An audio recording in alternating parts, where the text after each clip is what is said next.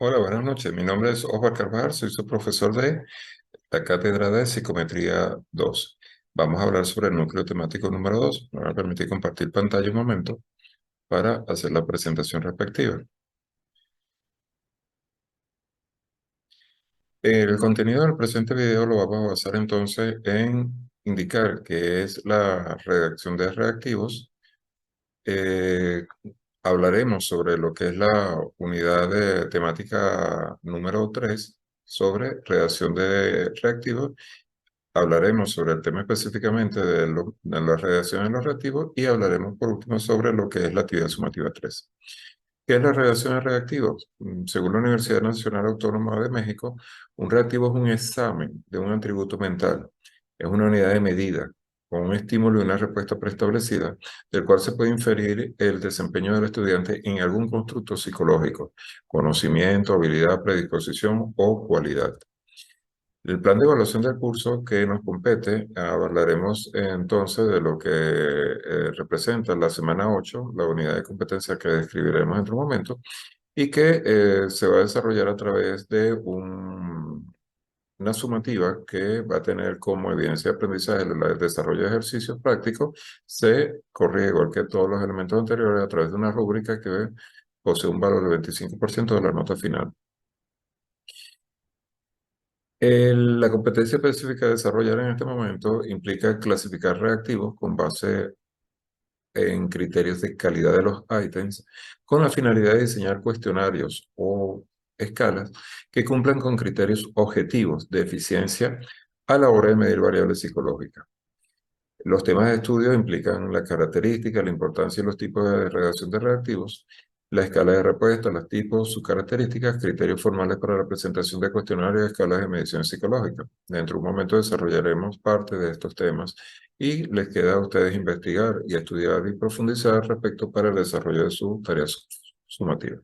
La bibliografía recomendada constan allí de una cantidad de libros base recomendados, pero también puede hacer investigación a través de Internet. Les recuerdo no utilizar sitios no calificados como tal o no validados, estilo Wikipedia, estilo Rincón del Vago o cualquier de estos elementos que no están validados como tal. Utilicen fuentes primarias, no fuentes secundarias. Lo que es la redacción de reactivos es una prueba que debe poseer primero un estímulo que responde al examinado, denominado a menudo la base de reactivo, que puede ser una pregunta, una imagen acompañada por una pregunta oral, puede ser un aparato, entre otros elementos que podemos utilizar. Debe estar conformado también por un formato o método de respuesta que incluye factores que indiquen si esto es un reactivo de opción múltiple o de construcción de pruebas. Las condiciones que rigen las respuestas deben tener variables con un determinado límite de tiempo para responder, o quien aplica la prueba puede sondear las respuestas ambiguas y cómo se registra exactamente la respuesta. Es parte de lo que tienen que exigir para poder cumplir con el elemento de la redacción de reactivo. El contenido de los reactivos implica tener una perspectiva amplia de lo que son los procesos psicológicos estudiados.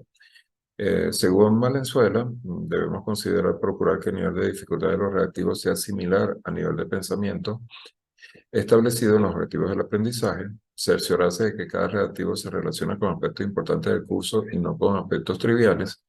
Se debe asegurar que los reactivos estén redactados en forma clara y sin ambigüedades. Se debe asegurar que cada reactivo sea independiente de los demás para así no se den pistas de cómo responder otro. Y se deben evitar preguntas capciosas. El paciente no debe invertir tiempo interpretando sus intenciones, si les están montando una trampa o no. Se deben agrupar todos los reactivos de formato similar en una misma sesión de evaluación. Dejar espacio suficiente para que entre cada reactivo la evaluación no nos luzca como apretada o muy condensada o de alguna forma compleja de realizar.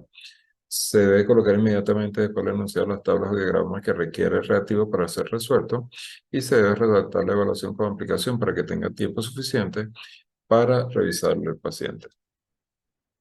Los tipos de reactivos básicamente van a dos niveles: reactivos de selección de respuesta y reactivos de construcción de respuesta. Los primeros, los de selección de respuesta, se le presenta al examinado al menos dos, pero no más de una razonable y pequeña cantidad de opciones. de las cuales tiene que elegir una respuesta. Se denominan reactivas de respuesta múltiple, opción múltiple o de elección forzada. Este es uno de los tal vez más populares. Y, por ejemplo, se utiliza una estructura de opción múltiple de 4 o 5 opciones, o la escala de Likert, 5 puntos que van de completar de acuerdo a completamente en desacuerdo en cada respuesta, por ejemplo. Califican como correctos o incorrectos. Se concede un punto o cero a una respuesta correcta o incorrecta, respectivamente. Luego se califica la prueba contabilizando la cantidad total de aciertos. Otra forma de calificar consiste en conceder un crédito parcial por elegir una opción que no es la mejor respuesta posible, pero que no está del todo equivocada. Otra variante supone otorgar una ponderación adicional a los reactivos que son muy importantes. En cuanto a la construcción de respuestas, se presenta un estímulo, pero no se restringe al examinado a seguir un conjunto fijo de respuestas. Él debe crear o construir la respuesta. Es una respuesta libre, en el sentido de que no está limitada a una serie fija de opciones. Hay condiciones que rigen la respuesta. Una versión es el formato de llenar el espacio en blanco, donde se emite una palabra o frase clave de un enunciado para que el examinado coloque las palabras ausentes. Otra es la prueba de ensayo, en la cual el reactivo de la prueba se presenta una situación o tema y el examinado escribe una respuesta que puede ir de unos cuantos enunciados a varias páginas de texto. La calificación plantea desafíos especiales, debido a que las respuestas pueden ser muy diversas. Hay dos factores clave para crear puntuaciones útiles a los reactivos de construcción de respuesta. El primero consiste en asegurar la confiabilidad entre calificadores, y esto es crucial, y el segundo es concebir un esquema de clasificación que varía mucho dependiendo del tipo de prueba. Dos elementos, dos formas de construir reactivos muy diferentes de por sí. En cuanto a la edición y revisión de reactivos, una vez que se han redactado los reactivos, se somete a una revisión desde varios puntos de vista o perspectivas. Primero se revisa en función de su claridad, corrección gramatical y conformidad con las reglas para la redacción del reactivo. Esto es muy importante porque permite que el estudiante entienda realmente qué es lo que estamos escribiendo y cómo lo estamos escribiendo, y no se distraiga en errores de ortografía o en redacciones ambiguas. En segundo lugar, en el caso de los reactivos de las pruebas de aprovechamiento, se hace una revisión de la corrección del contenido. En tercer lugar, se busca posibles sesgos de género, raciales o étnicos. La cuestión es que si algo en reactivo perjudica o es injusto con algún miembro del grupo, quizás estos respondan de manera inadecuada o sesgada. Si se sospecha que un reactivo afecta de manera no equitativa el desempeño de la prueba, la tendencia común es eliminarlo inmediatamente. Entonces es importante mantener estos elementos en la revisión. El análisis de reactivos, los high técnicos que se han creado con el fin de medir las variables cuantificables, deben tener indicadores como el índice de dificultad, el índice de homogeneidad o el índice de validez. El índice de dificultad es un indicador que tiene como fin cuantificar el grado de dificultad de cada cuestión o pregunta. El de homogeneidad es un índice de discriminación de acuerdo al ítem que busca determinar la correlación de Pearson de acuerdo a las puntuaciones de los sujetos en el ítem J y las puntuaciones X en un total de test. Recuerde que se buscan relaciones en la correlación de Pearson de tipo lineales. La escala de respuesta, aquí vamos a ver varios ejemplos. Por ejemplo, tenemos escalas de actitudes en términos de grado de acuerdo. Podemos, según el nivel que queramos desarrollar, un primer nivel de acuerdo o en desacuerdo.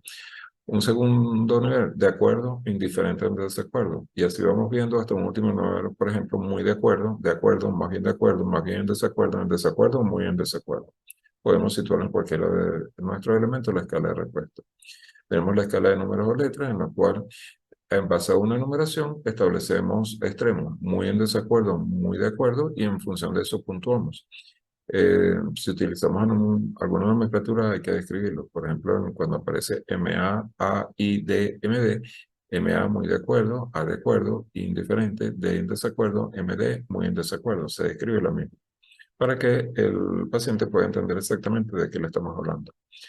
Escala en términos de frecuencia, por ejemplo, casi nunca, a veces, normalmente, casi siempre o siempre, a una más ampliada como casi nunca, de vez en cuando, a veces, normalmente, muy a menudo, muchísimas veces o siempre. También tenemos el ejemplo, por ejemplo, de las escalas graduadas con números y palabras. Muy mal excepcional y con un nivel medio de separación entre lo que consideramos no satisfactorio o lo que es satisfactorio. Una escala con respuestas distintas en distintos ítems. Por ejemplo, para mí es muy importante sacar notas altas. Sí, es muy importante, bastante importante, poco importante, nada importante. Pero siguiente pregunta, para mí estudiar es duro y aburrido. Cambia la escala. Sí, mucho, bastante duro y aburrido, más bien no, por supuesto que no. Otra, yo estudio sobre todo porque me gusta estudiar y saber cosas. Cambia la escala nuevamente, sí, sí, pero no mucho, más bien no, por supuesto que no. Esto obviamente exige un mayor control sobre el contenido de las respuestas que estamos obteniendo. O también existen las escalas en términos en función de la información que quiero obtener. Por ejemplo, de acuerdo. Si es un acuerdo, muy de acuerdo, más bien en desacuerdo, no en desacuerdo. Si es con respecto a la frecuencia, siempre, bastantes veces, algunas veces, nunca o casi nunca.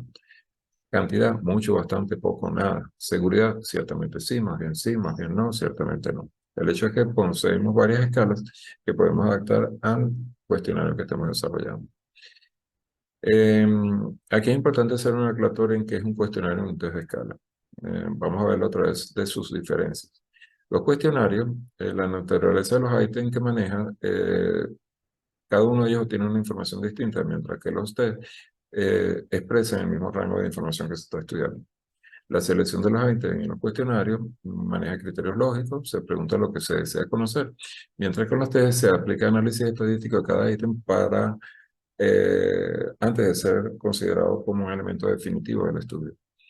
Los cuestionarios, los datos interpretados y utilizados, eh, poseen respuestas de cada pregunta o ítem por separado, mientras que en los test es la suma de todas las respuestas, ya que maneja nuevamente el análisis estadístico.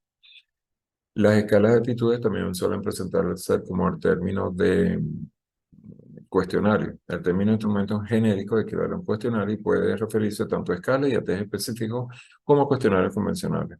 Lo más frecuente es denominar instrumento todo el instrumento de obtención de datos que suele incluir dos tipos de preguntas. Preguntas de identificación personal, por ejemplo, sexo, edad y cualquier otra información útil que por lo general se colocan al comienzo del desarrollo del instrumento. Y B, preguntas específicas sobre el objeto de investigación, variables dependientes que pueden ser preguntas independientes o escalas. Es recomendable tomar en cuenta los siguientes criterios al desarrollarlos: disponer de otra fuente de información, evitar cuestionarios muy largos, evitar preguntas redundantes, evitar preguntas que complican los análisis, tener un plan inicial claro de la información que se interesa reconocer. Para preguntas de identificación personal en cuestionarios que se sugiere aplicar datos dicotómicos, dos respuestas, sí o no, sexo, entre otros que se excluyen mutuamente. Datos continuos que expresan una cantidad o al menos un orden. Se codifican con los números originales, como pueden ser curso y edad. También los números que expresan grado de acuerdo, frecuencia, entre otros. Datos nominales o cualitativos con más de dos respuestas para escoger una. Por ejemplo, profesión, carrera, grupo étnico. Mantener el anonimato del que responde para garantizar la sinceridad de la respuesta. No hacer más preguntas de las necesarias y evitar la opción otras. Cuando se pregunta, por ejemplo, carrera, profesión, motivación, entre otros elementos. La actividad sumativa 3, entonces, visto la parte teórica, consiste en elaborar, adaptar o traducir un instrumento de medición utilizando alguna propuesta psicológica realizada por uno o varios autores. También pueden ser tomadas de las casas de estudio, de cualquier enfoque psicológico existente, cualquier enfoque psicológico. La cantidad de ítems que debe tener es un mínimo de 15 y un máximo de 30. Debe subir el archivo en formato Word para su corrección más prominente, añadiendo el hecho de que debe sujetarse a la estructura planteada en la archivo guía. De no hacer esto, último, es posible evaluar el archivo enviado. No es posible, ya que no tenemos forma de cotejar lo que usted está colocando con lo que dice el marco teórico del mismo. El archivo junto a la actividad es una base de cómo se valora la actividad sumatoria presentada. Puede ser de cualquier enfoque psicológico, insisto, y ya lo mencioné, se debe subir a Word. La actividad sugerida para el aprendizaje autónomo. Les recomiendo realizar un recorrido secuencial de la unidad de estudio, elaborar conclusiones, anote lo que usted está entendiendo, revise la bibliografía y busque nuevos temas al respecto y investigue el servicio de videos sobre redacción de instrumentos psicológicos que le va a ayudar. Puede conseguirlo a través de YouTube. Los resultados se comunicarán en formato Word a través de que debe contener una portada institucional, una introducción de una página, desarrollo de 10 páginas mínimo, conclusiones de una página y página completa, por favor, no párrafos. Referencias consultadas, mínimo 5 referencias. Por favor, aténganse a colocar referencias todas en inglés que ni siquiera consultan, ni siquiera traducen, ni siquiera indican que están traduciendo. ¿Ok? Letra Arial 2, interlineado sin código, y favor seguir las normas del manual de trabajo de grado plegado. Y partiendo de la construcción, recuérdense que se debe evitar el plagio. El mismo es penalizado según los reglamentos de la universidad. Los criterios de evaluación, conceptos, terminología, razonamiento estadístico y psicométrico, 25 puntos. La calidad de la información, 25 puntos. Análisis, 20 puntos. Redacción y ortografía, 10 puntos. Adecuación, 10 puntos. Puntualidad, 10 puntos. Y se corregirá según rúbrica interactiva presentada en el sistema. La fecha de entrega de esta actividad sumativa 3 es el 26/6. Inicia la misma, hora de Venezuela, y cierra el 2/7. Trate de entregar la tarea dentro de este lapso hasta las 12 de la noche, en el cual usted puede acceder a una evaluación sobre el 100% de la nota. Si entrega después del 2/7 o a partir del 3/7 hasta el 4/7 a la medianoche, usted pierde 10 puntos y su evaluación será sobre 90 puntos. Trate de entregar entonces con antelación. Vigile que no tenga problemas en internet y todo este tipo de cosas de la luz que está afectando en este momento mucho. Cualquier duda, pregunta, inquietud, por favor lo pueden hacer a través del foro de dudas, la mensajería como nos han estado preguntando, o la participación del próximo encuentro síncrono que nos queda pendiente para la finalización del semestre. Usted ya está por finalizar trimestre, entonces les recomiendo por favor enteramente que ponga el esfuerzo para terminar exitosamente este curso y que ya nos falta relativamente poco. Trate de mantener las fechas en mente de la realización de los trabajos y entregue los trabajos 1 o 2 días antes. Mi recomendación, porque repito, con ello pudieran evitar problemas de energía o de fallas de internet. Esto es todo, amigos. Espero nos podamos ver en otra oportunidad y completamente a la orden, repito, a través del sistema de la Bicentenaria de Aragua. Le deseo el mayor de los éxitos. Buenas noches.